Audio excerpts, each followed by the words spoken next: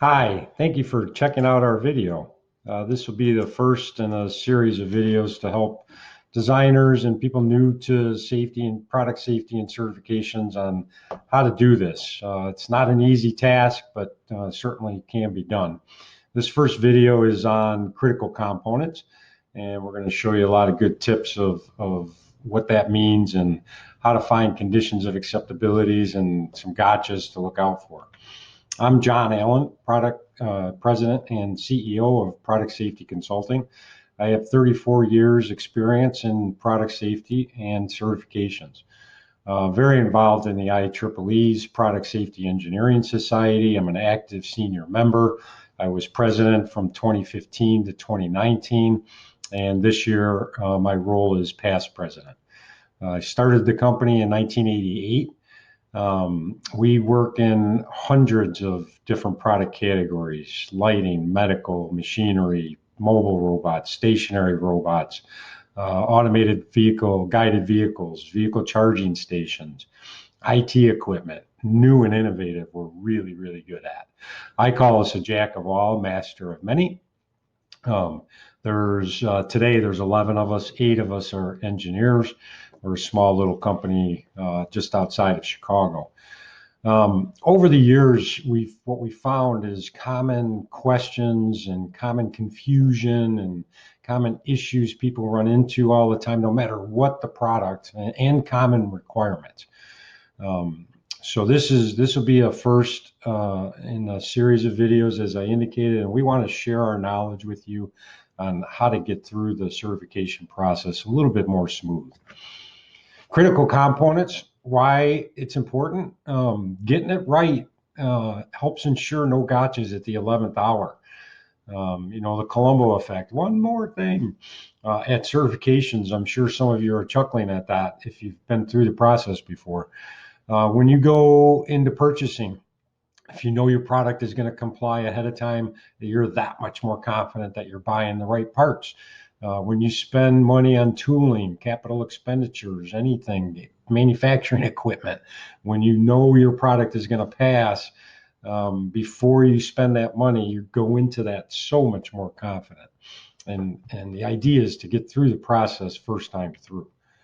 So let's dive right into it. What's the difference between a listed product and a recognized component? So a listed product gets the UL mark in a circle and has the word listed under it.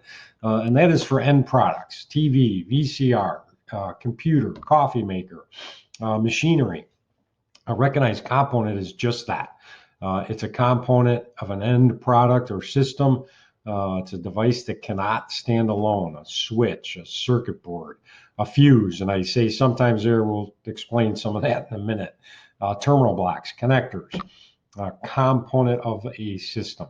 And that will get the backwards UR mark from UL.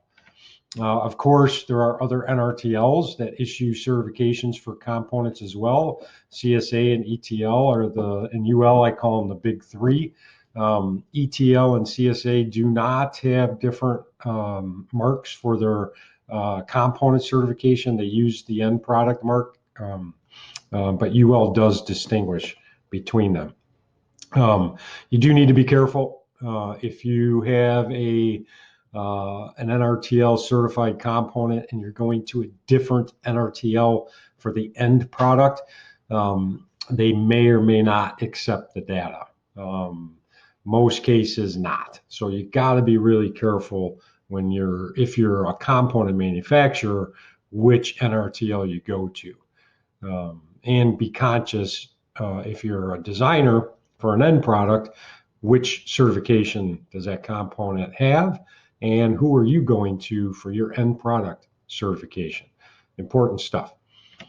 And I do, at this point, of course, we have to recognize all the NRTLs. There's more than that are on this page. They all issue certifications for various categories. They're covered by OSHA for various categories. And you can see this website has the list of all the NRTLs that OSHA has certified to issue marks here in the United States. So, critical components. What is a critical component? A critical component is anything that's in the mains, line voltage, or anything that is in low voltage but has a safety critical function. All components shall be used within their ratings. Some standards require the component to be derated. All components shall have mechanical securement inside the product. You can't just have it loose flopping around. Solder, of course, is not a means for mechanical securement. And sometimes in our industry, we talk out of both sides of our mouths. We say solder is not adequate for mechanical securement, yet we allow surface mount components. Don't kill the messenger. It's just an idiosyncrasy of certifications for sure. And there's a couple of those, and we'll probably talk about a couple more of them as we go on in this presentation. You will get a description of your component or the component in your end product report. It will be called out by manufacturer name, catalog number, and electrical ratings. Some components, be conscious of this, require additional testing at your follow-up service inspection. So you need to identify that and be prepared for that, both from a cost standpoint and a timing standpoint. Make sure when you have components that you're using the right component for the right application, and that the standard that that component was evaluated to is actually the right standard for your application. Motors have several different standards. Over temperature protection devices, there's a bunch of them. They have several different standards. Switches, don't use a resistive switch to turn a motor on and off, or any other inductive load. Fuses, some of those, and we'll talk about fuses in a minute because that's one of the confusing things. You could actually have a listed fuse as opposed to a recognized fuse. Sleeving, common issue we see, and we're going to take you to UL's website and talk about sleeving and which ones to use under which application. Connectors, if it's a connector that gets opened during operation, it's got to be good for make break. And of course, you should make sure that the connector makes ground first, breaks ground last. And we'll talk a little bit more about that and conditions of acceptability as well. Some confusion, of course, in our industry. Again, don't kill the messenger. Some components actually can be listed. Fuses, for example, branch circuit overprotection devices, fuses, and circuit breakers, those can be listed.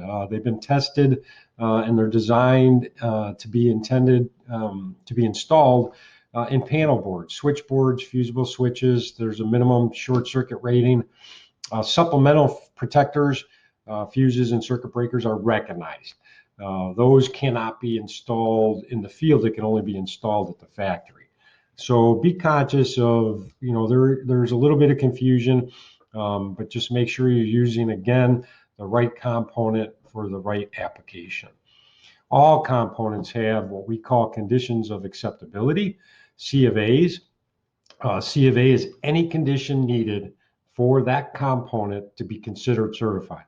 In most cases, this is in regard to, of course, risk of shock, fire, and personal injury.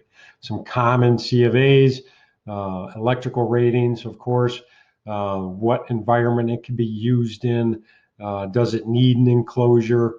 If it's the component is plastic, are you following the material properties, the relative temperature index, and any kind of electrical properties you might need depending on your application? So everything has a C of A. So how do you get them? UL.com. Again, not a commercial for UL, but it is a free database at the moment. And also your suppliers, man, you should really talk to your suppliers. They should have no problem giving you the conditions of acceptability for you to use their component. It's not confidential information. It should be a partnership. So lean on your suppliers as well. A couple examples, I mentioned sleeving. We're going to look at some tubing, extruded tubing, and I want to show you terminal blocks on the UL website.